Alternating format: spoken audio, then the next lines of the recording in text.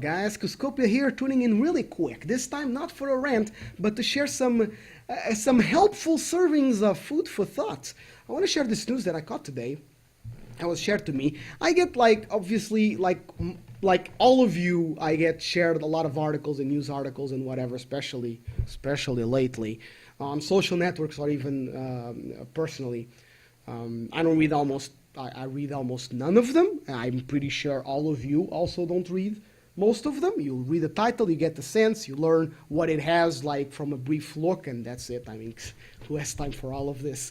But this one caught my eye because the title was like FBI hacked over 8,000 computers in 120 countries, and the key part is based on one warrant. So basically what the title says is that the FBI acquired the legal authority to investigate people from other countries. Now, it's already weird to see the NSA, which is supposed to be about domestic surveillance in the United States, doing foreign surveillance, which is what CIA is supposed to be focused on. But FBI, because they're basically cops. They're just, from what I understand, they're basically cops. It's just their jurisdiction is all of the United States, and not just one state or one city or one bureau or whatever, which is what police departments care about. So the fact that FBI went to one judge, that's what the news talks about. They basically go to one magistrate, so one domestic in terms of the United States judge, and they get a warrant that enables them to, again, hack over 8,000 computers in 120 countries. So my first impression is, this is bad. So I start reading because I'm really curious how this could happen. But then I see, like, one of the first things is like, so in February 2015, the FBI seized the site, but instead of shutting it down, the agency ran playpen from a government server for 13 days. However, even though they had initial control, I'm on the wrong paragraph. Here, that malware, which included Tor browser exploit, Tor browser's totally safe, guys, broke into the computer of anyone who visited certain child pornography threads on Playpen. It then sent the suspect's real IP address back to the FBI. According to the fillings, that involves 1,000 IP addresses from computers in Australia, Chile, Austria, Colombia, Denmark, Greece, and likely the UK, Turkey, and Norway too, and way more. So this is where I'm like, am I really against this? On one hand, I feel like, this is kind of like cross-border policing.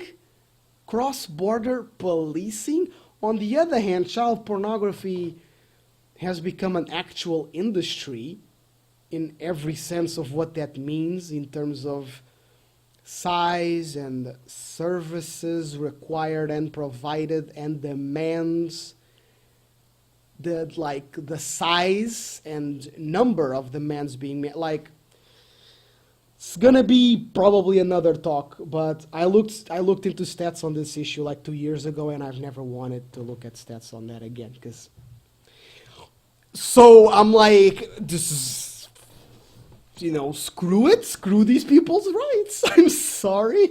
And then the article goes on along to say that there's going to be a rule that's going to be approved in December, Rule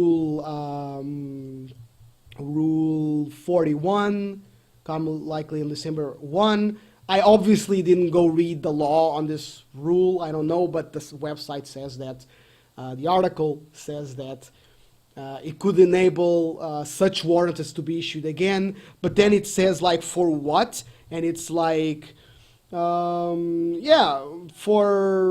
to pursue visitors of the Silk Road or visitors of a drug marketplace or other types of illicit services.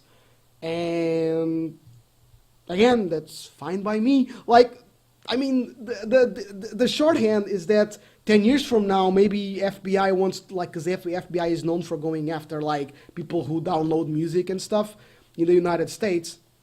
So they might decide to go after people in other countries for that. And I don't actually know if they can arrest, people from Denmark or whatever. If, this guy's is sharing child pornography, lives in Denmark, and they just, just send for him. I don't know.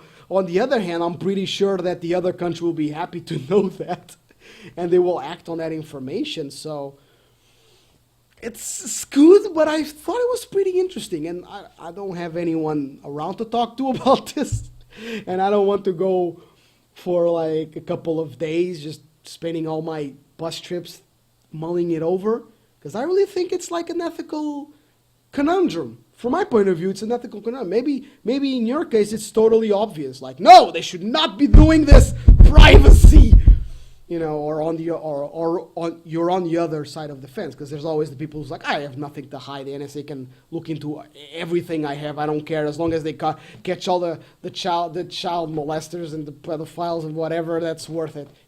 Like, I don't know, like, I immediately, right now, I don't know where I stand, how I exactly feel about this, if it's okay or not. I really think it's weird that it's the FBI. Anyways, yeah, it's food for thought to chew on. Yeah, I don't know. Maybe you guys can let me know what you guys think. I thought it was pretty interesting. And also, if this is a hoax, if this didn't actually happen, it doesn't really matter to me, because what I find interesting is the thought process, is the food. What I find interesting is the food. If this warrant didn't actually happen and this search didn't actually happen, which I doubt, this seems pretty legit. It still doesn't change the fact of like, it's interesting to think about and arrive at a conclusion, maybe. Anyways, food for thought. Bye.